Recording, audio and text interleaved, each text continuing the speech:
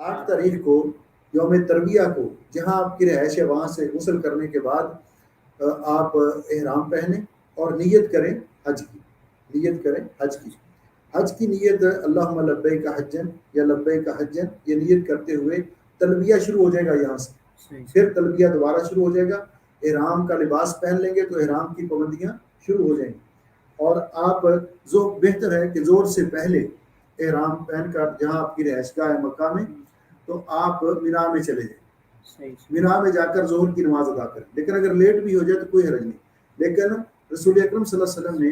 ظہر، عصر، مغرب، عشاء اور اگلے دن کی فجر، یہ 5 نمازیں مینا میں ادا کی، ہر نماز اپنے وقت پر، اور جو 4 رکعت والی نمازیں ہیں وہ قصر کر کی، بس ظہر بھی قصر کر کے،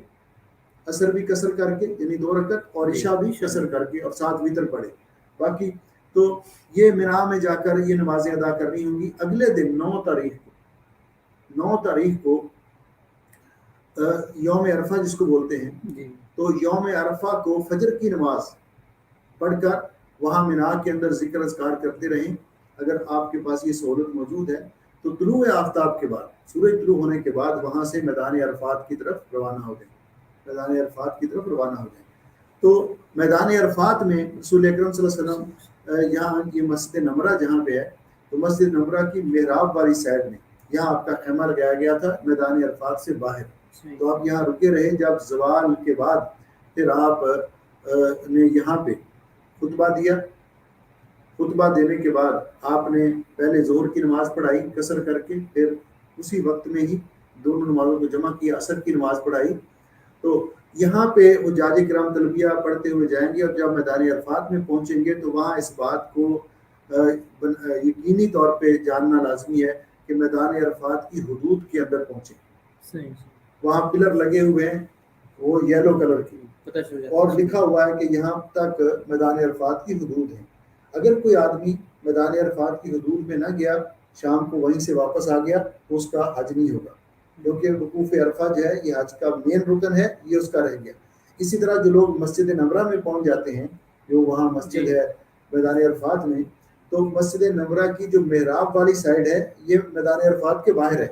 کوئی آدمی اے سی کی وجہ سے کہ اے سی چل رہا ہے مسجد میں، موسم ٹھیک ہے تو وہاں بیٹھا رہے، تو وہ میدان عرفات میں نہ جائے تو وہ اس کا بھی حج نہیں ہوگا، بلکہ مسجد کے درمیان میں بورڈ لگے ہوئے ہیں، اور ان بورڈوں پہ لکھا ہوا ہے کہ یہاں سے میدان عرفات کی حدود شروع ہوتی ہے، تو ان جو وہ بورڈ اویزہ ہیں ان سے اندر جانا لازمی ہے میدان عرفات کے اندر۔ تو میدان عرفات کے اندر وہاں حجاج کرام وقوف کریں گے، اور غروب آفتاب تک وہاں ٹھہریں گے، اور وہاں ذکر اذکار اور دعا۔ میدان عرفات میں ٹھہرتے ہوئے لازمی نہیں ہے کہ جبل رحمت پر جایا جائے پھر حاجی ہوگا، جہاں بھی آپ نے فرمایا کہ میں یہاں پہ ٹھہرا ہوں جبل رحمت کے قریب، آپ اوپر نہیں گئے بلکہ نیچے جو آپ نے وقوف کیا، تو آپ نے فرمایا میں نے یہاں پہ وقوف کیا ہے، اور پورا میدان عرفات یہ موقف ہے جہاں کوئی وقوف کرے گا اس کا حج صحیح ہوگا۔ اور اس دن ذکر اذکار اور دعائیں کا آپ نے فرمایا کہ خیر دعا یوم عرفہ، سب سے بہتر دعا یوم عرفہ کی دعا ہے، اور سب سے بہتر دعا جو میں نے بھی کی اور مجھ سے پہلے انبیاء نے بھی کی وہ ہے کہ لا الہ الا اللہ وحدہ لا شریک لہ لہ الملک و لہ الحمد یحیی و یمیت وہو علی کل شیء قدیر۔ میدان یہاں جس قدر اللہ تعالیٰ اس دن اپنے بندوں کو جہنم سے آزاد کرتے ہیں، باقی کسی دن میں نہیں کرتے، اور یہ بخشش حجاج کرام کے لیے ہوتی ہے جو اللہ کی رضا کے لیے حج کرنے کے لیے گئے۔ تو یہاں ٹھہریں گے غروب آفتاب تک، جو ہی سورج غروب ہو جائے گا تو وہاں سے مزدلفہ کی طرف روانہ ہوں گے، غروب آفتاب سے پہلے نہیں، آفتاب وہاں اناؤنسمنٹ ہوگی اور پھر ٹریفک چلے گی، تو وہاں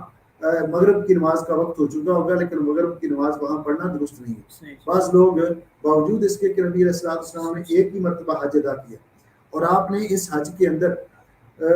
یہاں آ کر آپ کے ساتھ جو مکے والے بھی تھے انہوں نے بھی نماز قصر کی،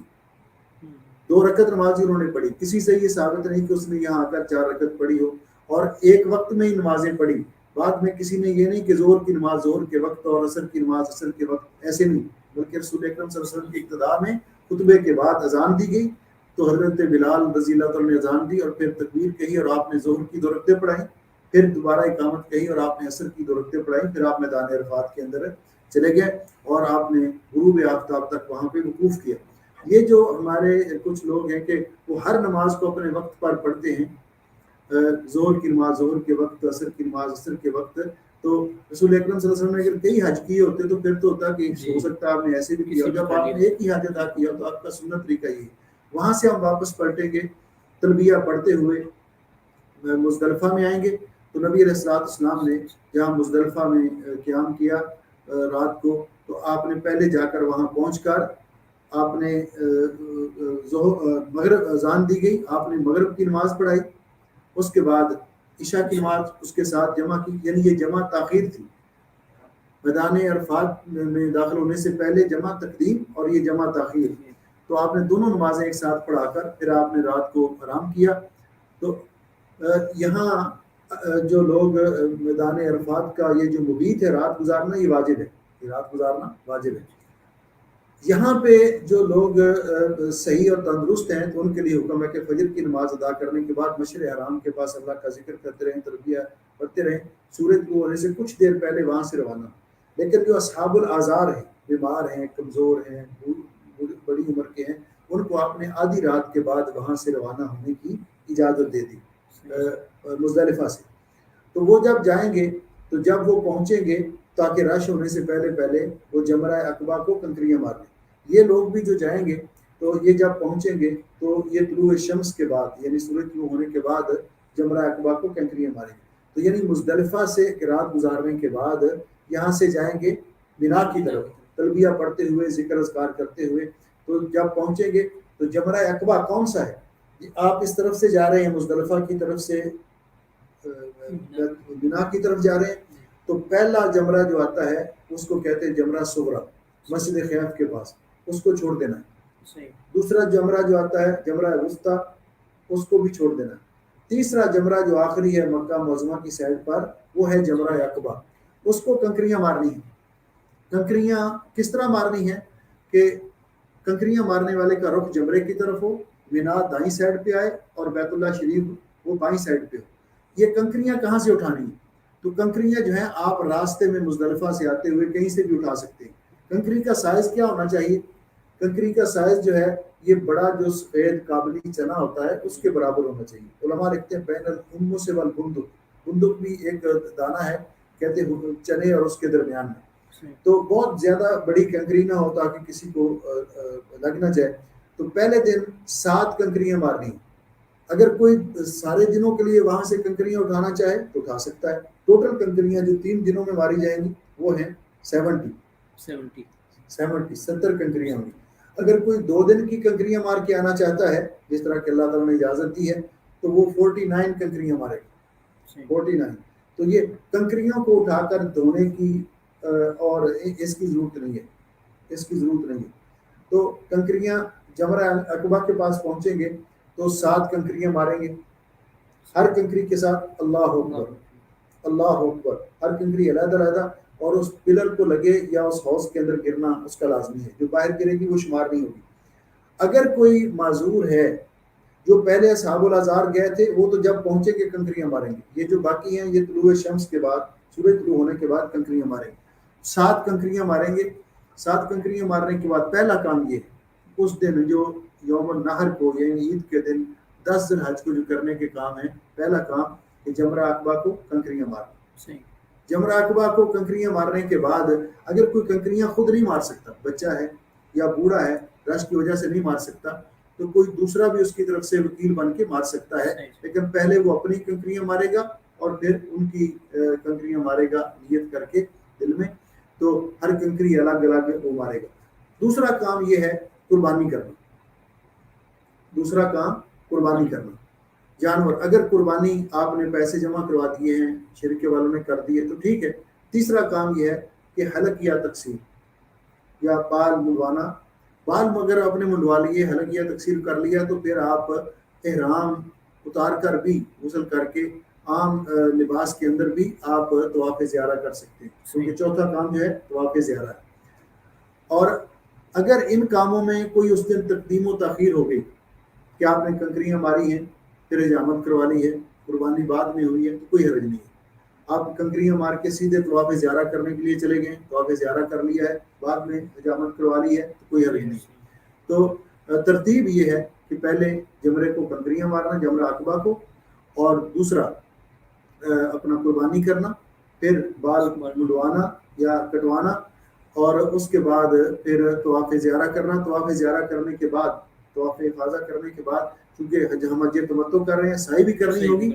تو رات مینا میں آ کر گزارنا واجب ہے، رات مینا میں آ کر گزارنا واجب ہے۔ اگلے دن جو 11 تاریخ ہے، اس دن حجاج کرام کے لیے ایک ہی کام ہے، اور وہ کام ہے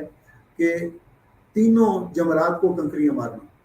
تینوں جمرات کو زوال کے بعد تینوں جمرات کو کنکریاں مارنا۔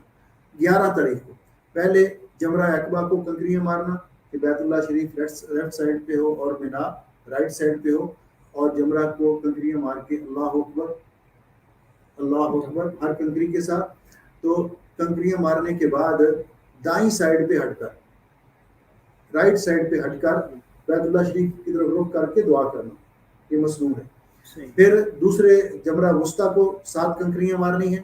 اور پھر اس کو 7 کنکریاں مارنے کے بعد لیفٹ سائڈ پہ ہٹ کر دعا کرنا، بیت اللہ شریف کی طرف رخ کر کے نبی علیہ السلام نے دعا کی۔ پھر تیسرے جمرہ کو کنکریاں مارنے کے بعد آپ نے واپس آ جانا، پھر رات مینا میں گزارنی ہے۔ اگلا دن 12 تاریخ ہے، 12 تاریخ کو کنکریاں مارنی ہیں تینوں جمرات کو اسی ترتیب کے ساتھ، اور کنکریاں مارنے کے بعد اگر آپ 12 تاریخ کی کنکریاں مارنے کے بعد واپس آنا چاہتے ہیں تو آپ کے لیے اجازت ہے، آپ کی حج یہ کنکریاں جو کمپلیٹ ہو جائیں گی، فمن تعجل فی یومین فلا اثم علیہ۔ اگر آپ اس دن واپس آنا چاہتے ہیں تو آپ کو غروب آفتاب سے پہلے پہلے مینا میں اپنی رہائش چھوڑ دینی چاہیے۔ اگر آپ کو وہاں آفتاب غروب ہو گیا تو پھر یہ رات بھی آپ کو گزارنا ہوگی، اور اگلے دن کی کنکریاں بھی آپ کو مارنا ہوگی۔ جو 13 تاریخ کی کنکریاں مارنا چاہتے ہیں وہ رات مینا میں گزاریں گے، پھر اگلے دن وہ اسی ترتیب کے ساتھ زوال کے بعد تینوں جمرات کو کنکریاں ماریں گے جس طرح ہم نے 11 تاریخ کو ماری تھی، اور اس کے بعد یہ حج کے مناسک کمپلیٹ ہو گئے۔ ایک منسک باقی رہ گیا ہے، وہ واجب، وہ ہے کہ جب آپ بیت اللہ شریف سے رخصت ہونے لگیں گے، واپس جانے لگیں گے مدینہ طیبہ کی طرف یا اپنے گھر کے لیے، تو طواف وداع کرنا، طواف وداع کرنا۔ تو یہ طواف وداع جو ہے یہ آخری کام ہوگا بیت اللہ شریف کے ساتھ کرنا، اور اس کے بعد آپ کا حج کمپلیٹ ہے۔ اگر خواتین کو عذر لاحق ہو جاتا ہے اس دوران تو ان کے لیے طواف وداع جو ہے یہ معاف ہے۔ تو اس طرح یہ مختصر طریقہ یہ حج کرنے کا جو میں نے بیان کیا، ان سٹیپس کو سامنے رکھ کر حج کیا جائے۔